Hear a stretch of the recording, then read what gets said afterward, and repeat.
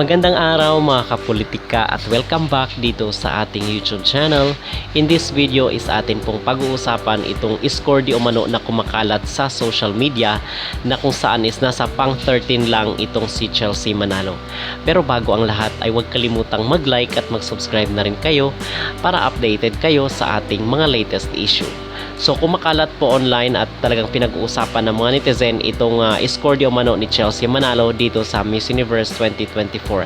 At makikita dito sa naging score dito sa preliminary competition na nasa pang 12 itong si Thailand, which is nasa 9.5, and then nasa 9.25 itong si Chelsea Manalo nasa pang top 13. So basically tayo dito, in my honest opinion, is hindi po tayo naniniwala dito sa naging resulta na kung saan ipinost dito sa social media. At even nga ang mga online netizen ay sinasabi nila na talagang naluto daw talaga itong Miss Universe 2024.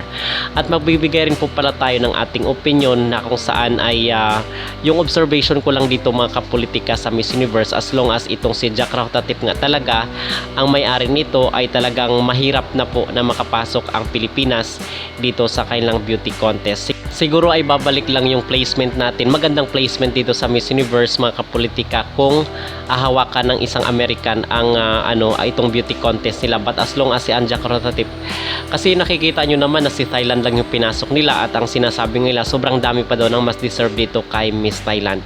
Hindi naman sa paging against, but yung niya, at marami ring mga usap-usapan online kasi nga nag Q&A na dito sila sa top 5, at marami daw ang nagsasabi na baka rehearse daw itong sagot ni Miss Thailand.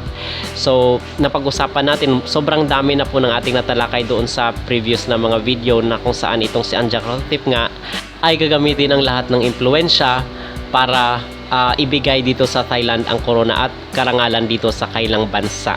Okay, so ito po yung ating aabangan kasi ngayon ay naglalaban-laban pa po itong top 5. So talagang titingnan natin kung sino ba yung mananalo, at nakikita natin doon na maganda naman itong naging sagot ni Opal, pero ang komento ng mga netizen ay baka rehearse daw ito.